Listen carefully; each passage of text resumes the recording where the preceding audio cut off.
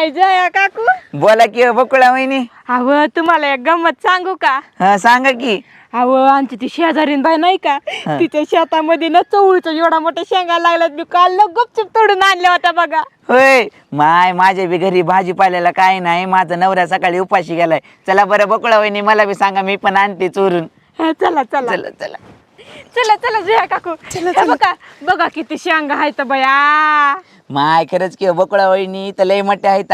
थांबा बकुळा वहिनी मी घेते. हा हो हो कुणी आले तर सांगा. हो हो सांगते सांगते. थोडं थोडं जया काकू. हो हो माय बकुळा वहिनी कोण आले तर सांगा. हा सांगते. ओय ओय ओय काय करताय तू तुम्ही? कुठं काय काहीच नाही. जया काकू हे बघा हे शेताचे मालक आहेत.